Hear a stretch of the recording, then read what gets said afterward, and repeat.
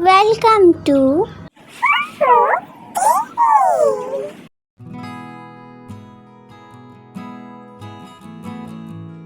बीमल अपनी बेड पे ही रोने लगता है। रानी देखकर अपनी माँ को कहती है, मामा पापा लोले हैं, पता नहीं क्या हुआ है। आप क्यों नहीं बताती हो माँ, पापा ऐसे रो रहे हैं, उनके हाथों में क्या हुआ माँ? रानी बेटा तू जाकर आराम। मम्मा बताओ ना पापा क्यों रो रहे हैं बेड पर, बताओ ना मम्मा। रानी बेटा तुझे समझ नहीं आ रहा, मैं कह रही हूँ ना मुझे काम करने दे, परेशान मत कर, जाकर पढ़ाई कर। समझ नहीं आता थी पापा रो रहे, जाकर तू उन्हें जाकर बोल, चुप करा उन्हें। तो क्या पूछ रही हूँ, मैं खाना बना रही हूँ, खाना खाने के लिए बुलाऊंगी, अभी जाओ जाकर पढ़ाई करो, जाओ।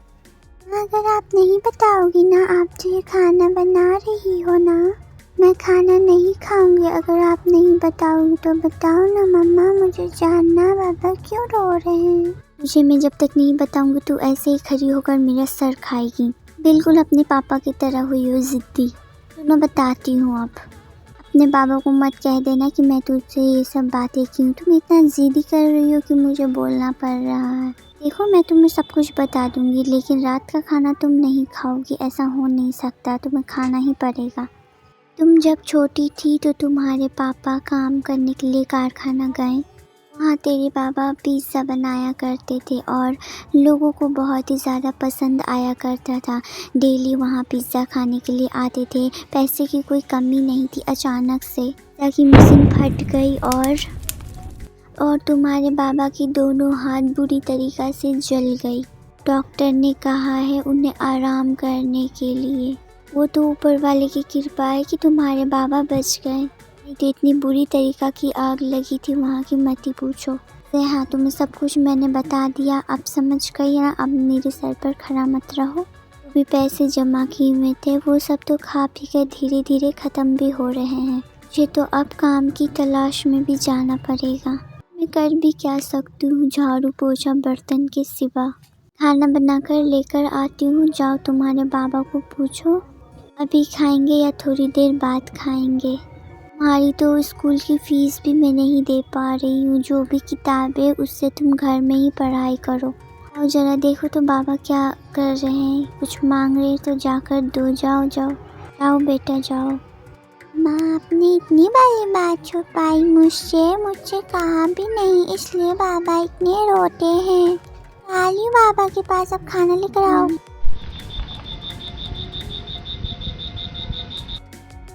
फिर पूजा खाने में पिज़्ज़ा बना रही थी क्योंकि खाने में कुछ भी नहीं था। राशन भी धीरे धीरे ख़त्म हो रहे थे और रखा हुआ पैसा भी धीरे धीरे ख़त्म हो रहा था। पूजा को पिज़्ज़ा भी बनाना बहुत ही अच्छे से आता था। फिर पिज़्ज़ा ले जाकर वो देती है रानी को और मल को। दोनों ही पिज़्ज़ा खाकर बहुत ही ज़्यादा खुश हो जाते हैं। बहुत ही टेस्टी होता है पिज़्ज़ा।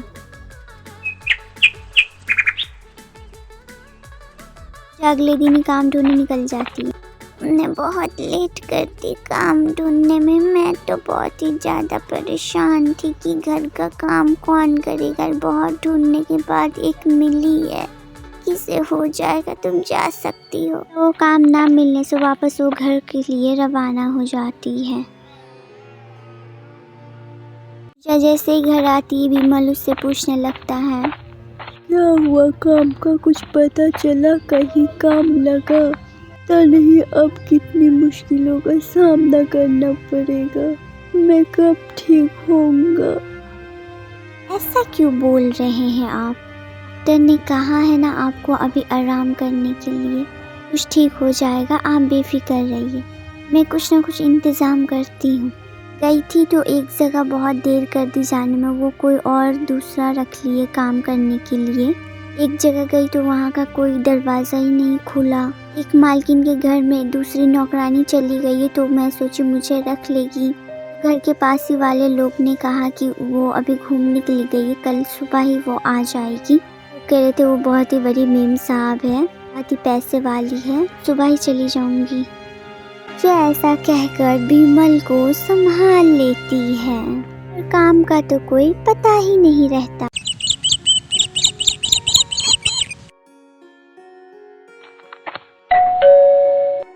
साहब मैं कल आपके घर आई थी लेकिन आप नहीं थे तो मैं वापस अपने घर चली गई हूँ। साहब ठीक है, तुम काम कर सकती हो। कल मेरे को बाहर गार्ड खड़े थे ना, तो वो कह रहे थे कि पूजा नाम की एक आई थी काम के लिए, तो ठीक है तुम सही टाइम पर आ गई हो। या फटाफट से मेरा काम कर दो, झाड़ू पोछा बर्तन करो। वो काम मिल जाता, झाड़ू देती है और दिन भर वो खाना बनाती, बर्तन धोती। पूजा अंदर ही अंदर थोड़ी बहुत खुश हो गई थी क्योंकि उसे काम भी मिल गया और साथ ही साथ उसको पैसे भी मिल जाते थे।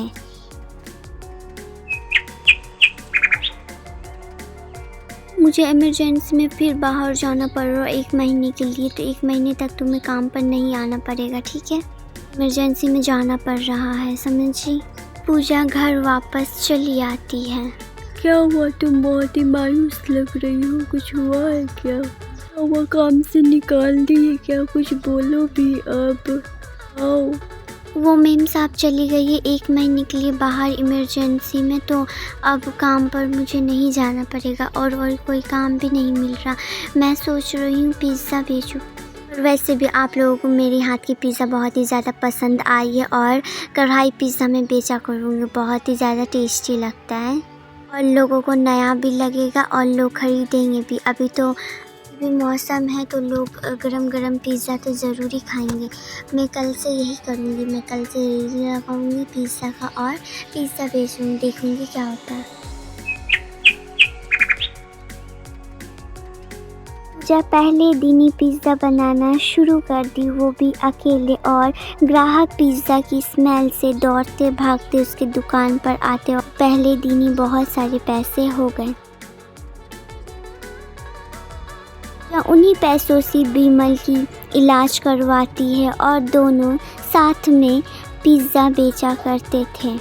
और तो और बिमल का परिवार अब खुशी खुशी सब कोई साथ में रहने लगा और बिमल अपना पिज़्ज़ा वाला काम फिर से शुरू कर दिया और बिमल ने तो बहुत बड़ा घर भी खरीद लिया। हेलो दोस्तों, आप लोगों को हमारी कहानी कैसी लगी? अगर अच्छी लगी हो तो लाइक, कमेंट, शेयर और चैनल को सब्सक्राइब करना ना भूलें और पास में बेल आइकन को ऑल पे क्लिक कर दें हर दिन नई कहानी देखने के लिए। धन्यवाद।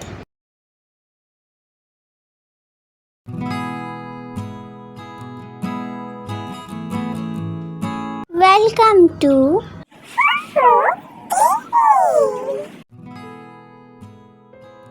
इमलीपुर गांव में दीपक अपनी पत्नी अंजू और अपनी बहन दीपाली और अपने माँ बाप के साथ इमलीपुर गांव में रहता था।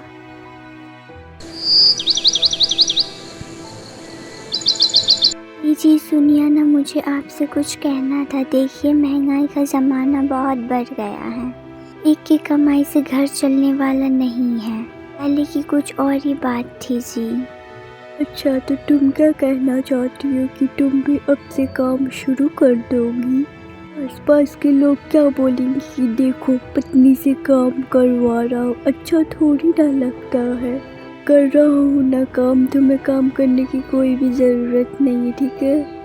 देखिए जी, लोगों का काम है बोलना, वो तो बोलते रहेंगे, अच्छे में भी बोलते हैं बुरे में भी बोलते हैं, उनका छोड़िए। खाना बनाकर दिन भर फ्री रहती हूँ, इसलिए सोचा कुछ ना कुछ करूँगी, तो आप ही मना कर रहे हैं। ठीक है, इस बार मैं आपकी बात सुन लेती हूँ लेकिन अगली बार नहीं सुनूंगी। हाँ ठीक है, मुझे ऑफिस के लिए देर हो रही है, मैं जा रहा हूँ, ठीक है? अपना ख्याल रखना।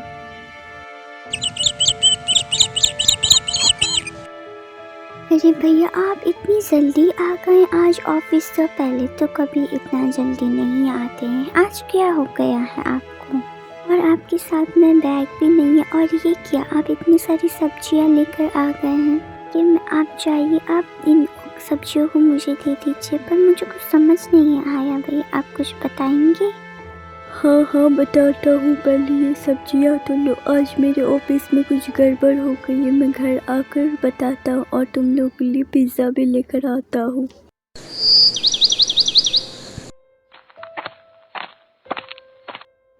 भाभी ऐसे मत देखो, ये पिज्ज़ा है, भैया लेकर आए हैं, जल्दी से खाओ। हाँ दीपाली, मैं तो यही देख रही थी। भी देखो मत, जरा खाकर तो बताओ कैसी लग रही है। हाँ हाँ दीपाली, क्यों नहीं, आओ बैठो ना मेरे साथ। अब भाभी बैठती हूँ, जरा आप चख के तो बताइए आपको ये पिज़्ज़ा कैसी लगी। दीपाली, ये पिज़्ज़ा तो बहुत मज़ेदार है। हाँ मैंने नाम सुना था लेकिन कभी खाया नहीं था, बहुत मन कर रहा है और भी खाने का। क्यों ना मैं ये एक बार घर पर बनाऊँ और सबको मेरी हाथों का पिज़्ज़ा खिलाऊँ, कैसा रहेगा, अच्छा लगेगा ना बहुत ही ज़्यादा, और खाने में बहुत ही ज़्यादा टेस्ट है, और गर्मा गर्म तो और भी ज़्यादा अच्छा लगता है। लो ना, आओ ना, बैठो ना। तुम्हारे भैया कहाँ पर है, आ गए? उनको मैं बोली कि मैं कुछ करना चाहती हूँ, वो फटाक से मुझे मना कर दिया, मतलब सुनने ही नहीं रहे मेरी बातों को, क्या ही करूँ।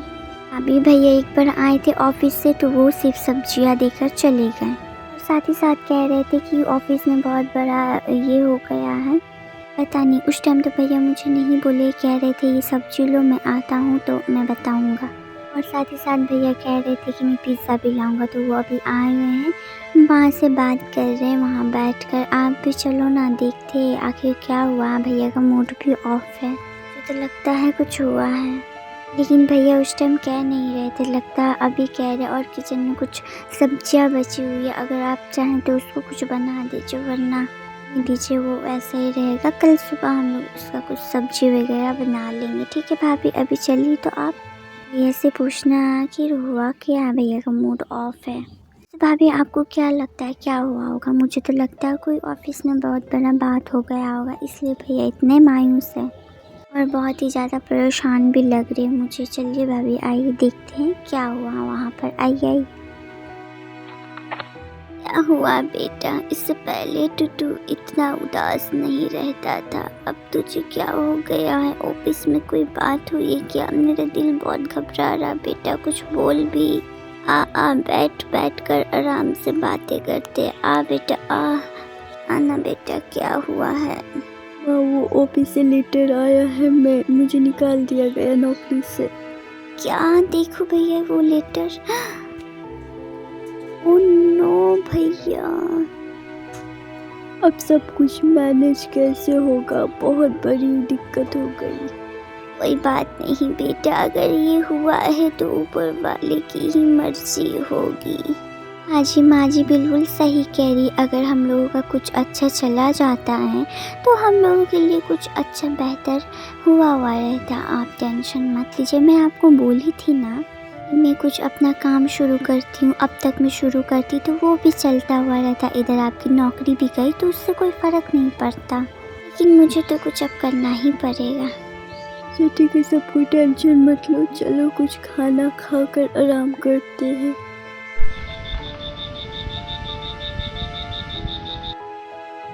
पक्की नौकरी जाने के बाद सब कोई मायूस हो जाते हैं, कुछ घर में खाने के लिए भी नहीं रहता है, तो फिर जो खाना बनाने आती है किचन में तो वो देखती है फ्रिज में कुछ सामान पड़े हुए हैं। ये तो सामान वही सब पड़े हैं जो मैं यूट्यूब पर देखी थी, पिज़्ज़ा कैसे बनता है। एक काम करती हूँ, मैं यूट्यूब से देखकर घर में पिज़्ज़ा बनाती हूँ। अंजलि यूट्यूब से देखकर सबके लिए पिज़्ज़ा बनाती है और फिर पिज़्ज़ा देने के लिए जाती है।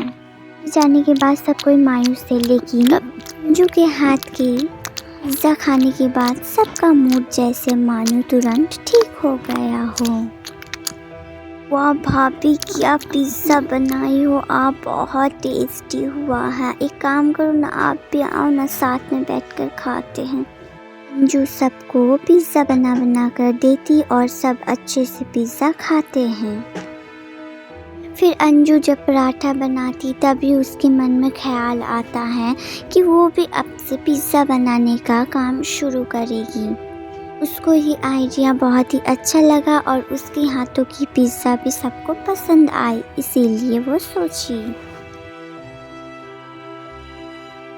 अगले दिन अंजू दीपाली को लेकर जाती है और पिज़्ज़ा का ठेला लगाती है। उस पिज़्ज़ा बनाकर वो रखी हुई थी, फिर वो आवाज़ लगाती है, आओ आओ गरम गरम पिज़्ज़ा ले लो, बहुत ही टेस्टी है, बहुत ही कम दामों में ले लो। आओ आओ, गरम गरम पिज्ज़ा ले लो, आओ। देखो दीपाली, कल तो एक भी ग्राहक नहीं आए थे, आज मेरा दिल बोलता एक नए ग्राहक आज जरूर आएंगे। दीपाली, वो पुलिस इंस्पेक्टर कहाँ से आ रहा है? देखो तो हमारी दुकान पे आ रहा है क्या? मेरे लिए गर्मा गर्म पिज़्ज़ा लगाना। तो बहुत दिनों से मन कर रहा मुझे पिज़्ज़ा खाने का, लेकिन क्या करूँ, ड्यूटी से फुर्सत ही नहीं मिलती है। थोड़ी फुर्सत मिली है तो मैं आ गया पिज़्ज़ा खाने के लिए। जी साहब, आप आइए, मैं आपको लगा कर देती हूँ। आइए आइए। मैं तो कुछ और ही सोच रही थी इंस्पेक्टर साहब, लेकिन आप खाने के लिए आए। आइए आइए, आ रही हूँ, आप आइए। मुझे थोड़ा सॉस कम नहीं देना, मैं उतना सॉस नहीं लेता हूँ। फिर अंजू इंस्पेक्टर साहब को पिज़्ज़ा दे देती है खाने के लिए।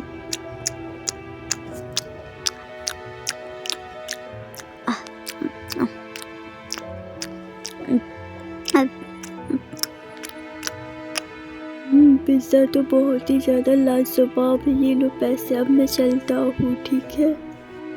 ये कहकर इंस्पेक्टर वहाँ से चला जाता है पिज़्ज़ा खाकर।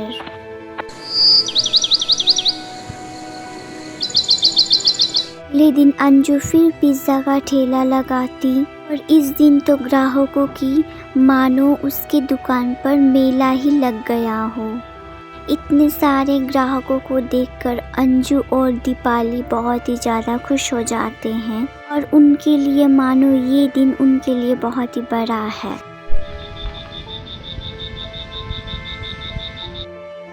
मैं तो ऑनलाइन में काम ढूंढ कर थक ही गया हूँ। अच्छा, वो पिज़्ज़ा वाला काम का क्या हुआ, कैसा चल रहा पिज़्ज़ा वाले काम का? अरे इतने सारे पैसे, वो भी एक दिनों में, यकीन ही नहीं हो रहा है। बताओ ना, क्या ये एक दिन के पैसे हैं? हाँ जी, अब आप यकीन कर लीजिए कि एक दिनों का पैसा है।